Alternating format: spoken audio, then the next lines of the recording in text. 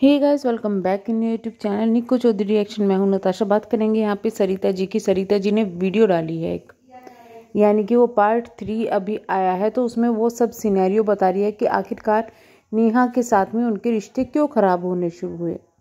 उन्होंने साफ क्लियर कुछ चीज़ें उसमें बताई है जिनको मैं यहाँ क्लियर करना चाहूँगी और बताना भी चाहूँगी कि आखिरकार जो नेहा है उन्होंने किस तरीके से सरिता जेठू जी पर इल्ज़ाम लगाए थे और आखिरकार नेहा से ज़्यादा कसूरवार क्या सचिन है। ये सब चीज़ों की हम यहाँ बात करेंगे। अगेन मैं यही बोलूँगी कि देखिए, मैं इस मैटर में जिम्मेदार दोनों को मानती हूँ। फिलहाल नेहा की जो घर की वीडियो आई है, यानी कि जो उनकी भतीजी है वो घर आई है और उसमें उन्होंने जो वीडियो डाली है उसमें लास्ट में ये भी बोला है कि मेरा पक्ष अभी रखना बाकी है। तो हम तो यही चाहते हैं कि पक्ष रखे, दोनों तरफ के पक्ष रहें। हाँ, हालांकि जो सचिन है उनकी तरफ से काफ़ी सारे सबूत आए हैं, लेकिन उन सबूतों को अगर आप ध्यान से देखेंगे तो यही दिख रहा है कि सचिन बिल्कुल जो है पागल हुआ जा रहा है नेहा से बात करने के लिए। ये चीज़ें देखने को मिली है। और जो सरिता जी है उनकी अगर आप वीडियो देखें तो उसमें भी कुछ ऐसी ही चीज़ें फील हो रही है कि सचिन कितनी बार उनको फ़ोन करता था। अब इसमें दो चीज़ें हो सकती है कि नेहा जानबूझ के सरिता जी के सामने इग्नोर मार रही हो, या फिर हो सकता है कि नेहा इस तरीके से ही इग्नोर मारती हो।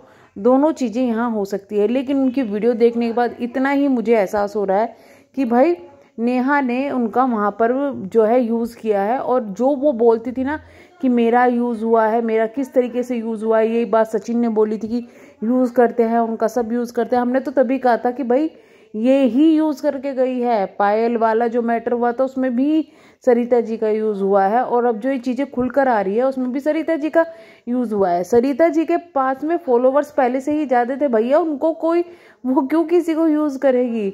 बल्कि सरिता जी की वजह से इनको स्पॉन्सर्स मिली हैं। इन्होंने वहाँ पर 3 दिन जो बिताए हैं, जो वहाँ काम किया है, वो सिर्फ और सिर्फ सरिता जी की वजह से है। तो उन्हें तो थैंक्स कहना चाहिए, बल्कि उनके ऊपर ही एलिगेशन लगा दिया कि भाई लोग मुझे ये बोला है कि तुम तो यूज़ हो गई। नहीं नहीं नहीं नहीं नहीं नहीं नहीं नहीं नहीं नहीं, यहाँ कोई किसी का यूज़ नहीं हुआ है, बल्कि किया गया है। और ये बात मैं स्टार्टिंग से ही बोल रही हूँ कि सरिता जेठू जी का यूज़ किया गया है। और जो ये बात बोल रहे हैं कि नेहा ने यूज़ किया है, नेहा का यूज़ हुआ है, उस चीज़ को मैं बिल्कुल भी नहीं मानती। कुछ स्टेटमेंट जब मनीष सचिन और इनके हो रहे थे सरिता जेठू जी के, जब भी जो स्टेटमेंट पास किए गए थे ना नेहा के, वो डायरेक्टली धमकी ही थी। तो नेहा ने इतनी धमकी दे चुकी है ना सबको, और जो उसको आज हेट फील्ड आया उसका बहुत बड़ा कारण उसकी वे धमकियाँ, उसकी बददुआएं, वो चीज़ भी है। हालांकि मैं यही कहूँगी कि अब ओवर हो रहा है, बहुत ज़्यादा ओवर हो रहा है। सचिन ने जो चीज़ें बोली है ना, और मनीषा की वजह से सिर्फ और सिर्फ नेहा को हेट मिल रहा है। तो मैं ये कहूँगी कि थोड़ा सा हेट लप्पू जी को भी दे दे, क्योंकि लप्पू जी ने कोई कमी नहीं छोड़ी है ठरक पन्ने में। और आप खुद इस चीज़ को समझ सकते हैं कि कोई भी आदमी हो, वो अगर अपनी पत्नी के लिए लॉयल होगा, प्यार करता होगा, वो कभी भी नहीं फिसलेगा, कभी भी नहीं फिसलेगा। लेकिन ये तो फिसल गए। अभी टॉपिक बहुत सारे हैं। मैं आज सुबह से बिजी थी क्योंकि बेबी की तबीयत तो ठीक है, मतलब थोड़ा सा हो जाता है सर्दी में चेंज में, तो ये है आज मैं उसके साथ थोड़ा सा बिजी थी। तो बहुत सारे टॉपिक आने बाकी है, आगे उन चीज़ों को कवर करूँगी मैं। लेकिन यहाँ बात करते हैं सरिता जी की वीडियो की। सरिता जी ने वीडियो में क्लियर बोला है कि भाई मुझे वो चीज़ें बुरी लगी थी और मैंने उसको नेहा को मुंह पे बोल दिया, लेकिन जब मुझे एहसास हुआ तो मैंने नेहा को से फिर से बातें की, हम घूमे फिरे। तो नेहा जी की ईगो उस वक्त में कहाँ गई थी जब ये चीज़ें उनके घर में हुई कि उनके मुंह पे बोल दिया गया उनको, और उसके बाद में चलो सरिता जी को एहसास हुआ, वो घूमी फिरी। तब तक नेहा ने कुछ भी नहीं किया, लेकिन घर जाते ही नेहा पलट गई। इससे यही साबित हो जाए कि मैडम जी ने यूज़ किया है सरिता जी का। पहली बात ये। दूसरी चीज़ ये कि जब वो चीज़ें इतनी टाइम पहले हो चुकी थी तो उसके बाद भी जो नेहा है वो उनके फंक्शन में आई, यानी कि कहीं ना कहीं, और सचिन अकेला आया था फंक्शन में, आपको ये याद होगा, वो भी प्लानिंग के दौरान हुआ था। उसके बाद में जो चीज़ें उनको फील हुई कि बेइज्जती, क्योंकि शायद सरिता जी वो चीज़ें भी दिमाग में उनकी घूम रही थी, जो चीज़ें हो रही थी वो चीज़ें सब कुछ दिमाग में घूम रही थी। और देखिए, कोई एक समझदार इंसान होगा ना, समझदार इंसान, उसको अगर ये चीज़ का कोई एहसास दिला देना कि ये पति पत्नी के बीच में आ रहा है और वो गुस्सा करे, तो फिर जायज़ है वहाँ पर, वो गुस्सा जायज़ है वहाँ पर। लेकिन आप खुद सोच सकते हैं कि आखिरकार मनीषा ने वहाँ पर रोका क्यों नहीं है। मनीषा रोकने की कोशिश करती है, कुछ भी करती है, लेकिन जो भी चीज़ें हैं चलिए उनके साइड में रखते हैं। अब मैं यहाँ पे बात करूँ किस तरीके से सरिता जेठू जी का यूज़ किया गया है और सिनेरियो चेंज करके किस तरीके से उनको हेट पढ़वाया गया है। इसके बाद में जो चीज़ें हुई सचिन की और इनकी कंट्रोवर्सी हुई, वो सभी को पता है, कंट्रोवर्सी को साइड में रखते हैं। उसके बाद एक और चीज़ हुई कि नेहा की कुछ वीडियोस, तो थोड़ी सी जो चीज़ें हुई वहाँ पर कि नेहा और सचिन के बारे में उल्टी सीधी चीज़ें आने लगी, कुछ वीडियोस लीक हुई, कुछ चीज़ें हुई, तो वो भी जो ब्लेम है वो भी सरिता जी पर इन दोनों ने डाल दिया। इन दोनों ने सरिता जी पर डाल दिया कि भाई उन्होंने लीक की है, ना किसी सबूत के, ना किसी गवाह के, उनके ऊपर इतना बड़ा एलिगेशन लगा दिया गया कि हमारे भाई बहन के रिश्ते को तो खराब करने की कोशिश की गई है, हमारे भाई बहन के रिश्ते को तो झूठ बोल बोल के और ये चीज़ें हमें ब्लैकमेल किया जा रहा है। तो अब ये कहते हैं ना कि टाइम का फेरा, अब ये चीज़ें सबको समझ में आ गई है कि कौन यहाँ पर ब्लैकमेल हो रहा था, कौन यहाँ पर एक्चुअली में गेम खेल रहा था और कौन यहाँ पर क्या कर रहा था। मैं ये कहूँगी कि कम यहाँ पर कोई भी नहीं है। उस वक्त नेहा ने धमकी दी थी, बकायदा धमकी दी थी कि अगर कुछ खुला ना तो मैं भी बहुतों के राज बोल सकती हूँ।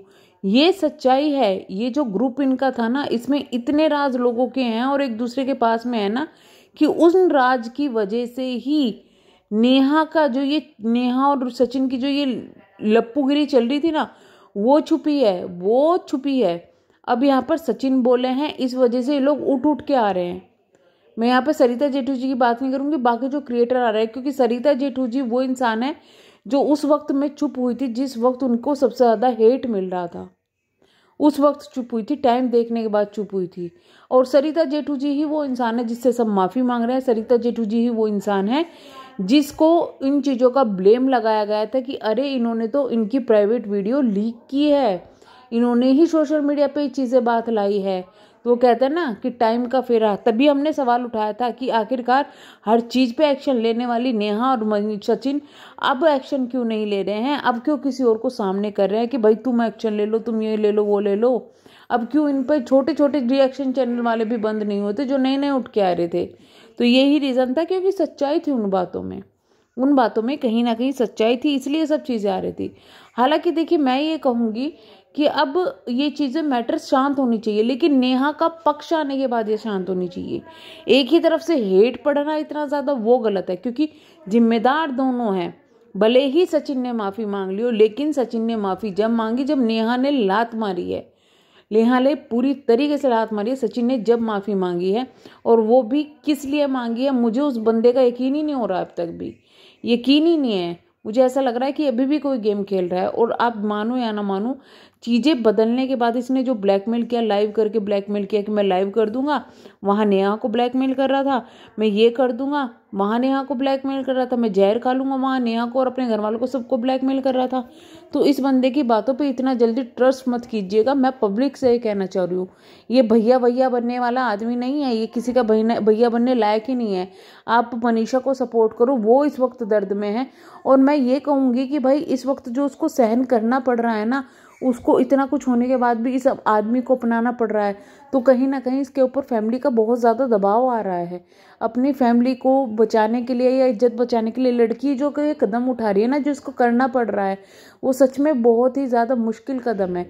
एक तो एक ऐसे इंसान को अपनाना जो उससे प्यार ही नहीं करता, बेवफाई कर बैठा, ऊपर से कभी उसको अप्रिशिएट नहीं किया किसी चीज़ के लिए। मैं तो पहले ही बोलती थी कि यार ये बंदा क्यों अप्रिशिएट नहीं करता कभी मनीषा को, कभी क्यों नहीं कहता कि सोशल मीडिया पर जो मैं हूँ आज मनीषा की वजह से हूँ, कभी अप्रिशिएट नहीं किया। बेइज्जती करना, उल्टा सीधा बोलना, तो ये चीज़ें वो इंसान करता था। उस इंसान को झेलना, वो भी इतना कुछ होने के बाद, बेवफाई झेलने के बाद में, वो मुश्किल है। लेकिन हाँ, इतना ज़रूर एहसास हो रहा है कि वो लड़की जो कर रही है वो सिर्फ और सिर्फ अब अपनी फैमिली के लिए कर रही है। तो चलिए यहाँ पर करेंगे वीडियो को एंड, मिलेंगे हम नेक्स्ट वीडियो में, तब तक के लिए bye bye, thank you so much.